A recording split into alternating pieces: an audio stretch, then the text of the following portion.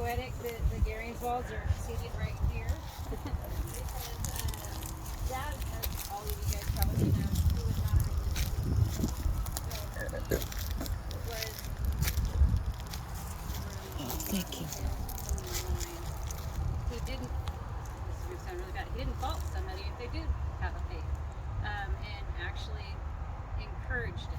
And one of the things he did in me, for somebody who professed to be an atheist, he encouraged my faith. And he was instrumental in introducing me to Mr. and Mrs. Garingswald, who are, he baptized me. And they helped my foundation of faith. And Dad's belief was that, you know, if it gave you peace, what you believed gave you peace and helped you get through whatever it is that you needed to get through, then that's what you needed. You know, if you got him on a cranky day, he'd tell you, oh, it's a crutch. But deep down, he believed that what you believed was your own. And if it got you through your day, then good.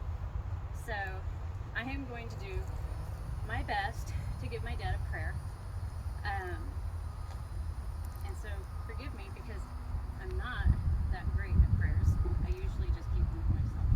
So, if we bow your heads if you like. If not, just listen. Dear Lord, thank you so very, very much for all the people who've come out here today to honor a man that we've known, me, my sister, and all our lives, for his friends, for the time that they met him until today. He made us infuriated. He made us smile. He made us laugh. He encouraged us. Kept us going sometimes. If you were his friend, he did his best to give you the shirt off his back if he could.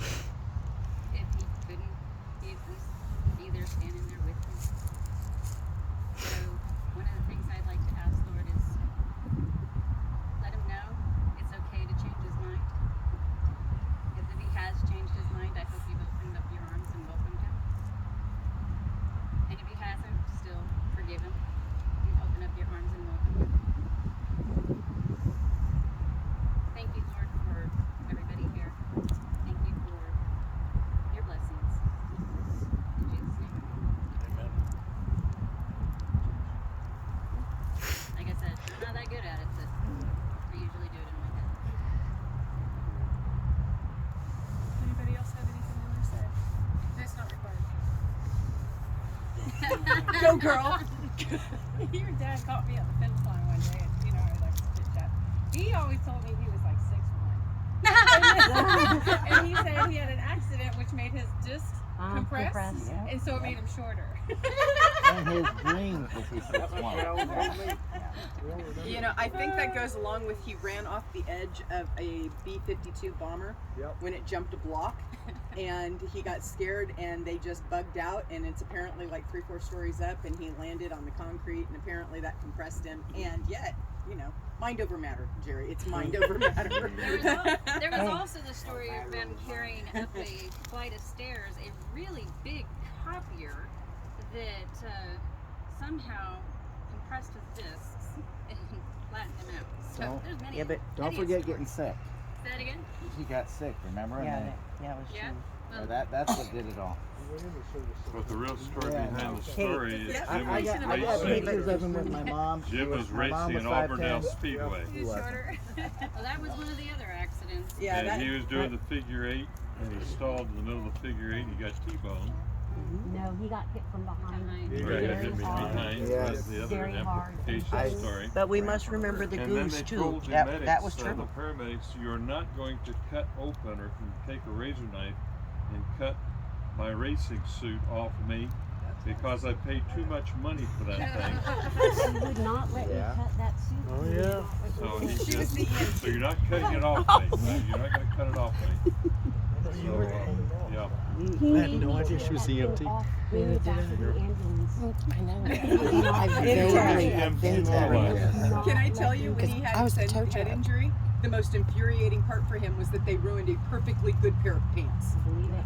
That was absolutely infuriating. Why'd they cut my clothes? It was perfectly Speaking good. of the getting rear-ended, the first thing he showed me when I went up to the radiator shop many, many years ago was the car and the seat, as he put it, and I still look at that and think about it today, how he fit and could still, he said, I was still in that seat. They had to take me out of this, and it's Through like, the roof. but how, I'm looking at how could, We even, took the roof off. even his size, how he could fit in Fit that small seat. It was compressed small. space. That Right. seat After was, the accident, it was folded over. It was like this, over well and past then 45. the headrest was folded back because the entire thing shoved forward. Yeah, most people don't realize how far it moved, like 4 inches forward, right across the frame. It just bent it forward, and it bent his neck back over the top with the crossbar in it. I seen him keep that car in the back for a long time. Yeah, he did.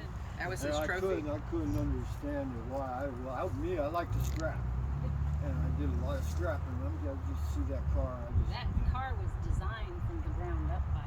He wasn't letting that thing go ever. So, He So liked to Mustangs. your point, he was 6'1" in his mind, and Yeah. mind over matter is Yeah. all that matters. if you can, what is it?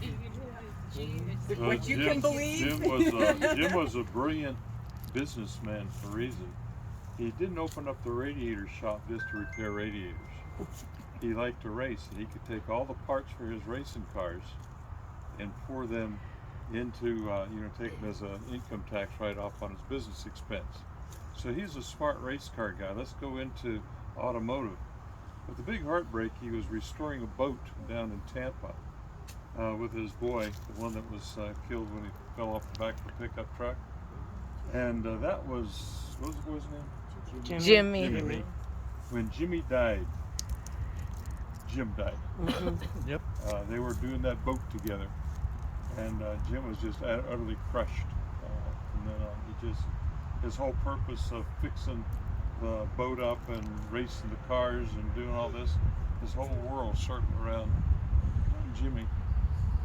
And, Which is a great segue is the fact that I am standing on Jimmy's headstone. So if you guys are wondering where Jimmy's at, he is actually positioned right here. And he will be reunited with Dad and 2 peas in a pod again. yeah, they'll be fixing up yachts or boats or race cars or Racing in something. heaven. That's what they're doing. Racing. Rusty Cruz Is there sitting room right enough there for with me him. over here? The 3 Jims. Rusty Cruz, another racer. Really good friend of ours. Didn't he pass away too? Didn't Rusty pass? He passed away. He was, not to take any thunder away from you, Dad, but he was the inspector for a race down in Sebring. That's right. And he was doing a teardown on the finalists who won, and an argument broke out over whether or not he was illegal, because the driver was illegal. And the fight argument broke out. It wasn't a fist fight, but it was an argument, and Rusty had a heart attack and died right there on the spot. Wow. Tragic loss to the racing world when he died. He was a great race car driver. Oh my God, he was great. But anyway, you guys, thank you for coming. Thank you for putting up with the fact that I kind of lost it a couple of times.